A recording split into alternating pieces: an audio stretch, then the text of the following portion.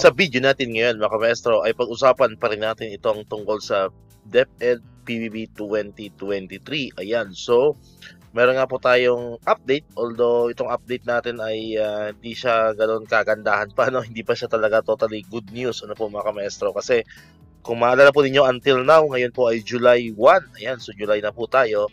And ang status po ng ating eligibility para sa or uncertain pa rin po, no, yung ating status para sa PBB 2023. So tayo po ay nananatili pa rin hindi eligible, ano po.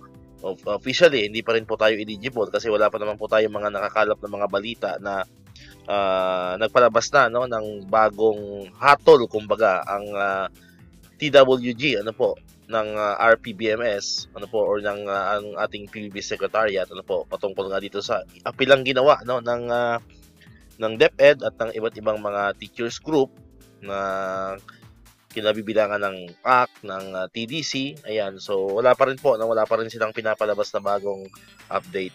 Pero ayon po sa Alliance of Concerned Teachers, no, sa kanilang post sa Facebook page nila, ang update na binigay po nila ay muli daw sumulat ang DepEd BHROD sa TWG ng RPBMS para nga po sa update ng kanilang appeal, ano po, kasi kung maalala po ninyo, mga nakaraang buwan ay mismong ang DepEd ang gumawa ng appeal or ng letter para po sa eligibility nga ng ating ahensya, ano po. Pero until now ay wala pa rin pong pinapalabas na panibagong update, ano po, kung ano ba ang naging resulta ng kanilang muling pag-aaral or re-evaluation sa mga dokumento nga po na ibinigay po ng Department of Education. So yun po ang ginawang liham o sulat muli, ano po, sa ikalawang pagkakataon.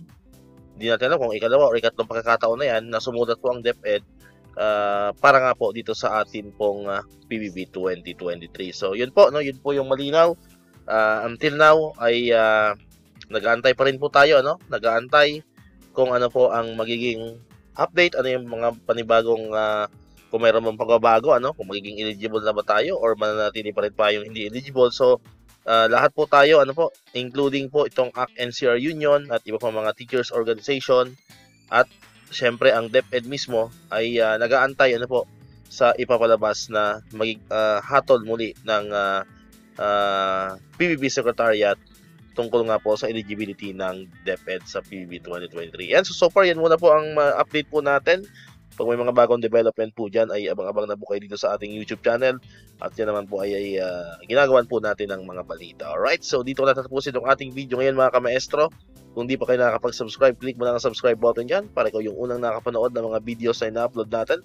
Katulad nito, yung mga updates pa rin about sa PBB 2023 and other benefits sa mga teachers and government employees. And syempre, click mo na rin ang notification bell button para ma-notify ka, always updated ka pag may mga bago tayong uploaded na videos. So muli, maraming salamat sa inyong panonood at pakikinig. Once again, El Maestro, see you on my next vlog. Bye-bye!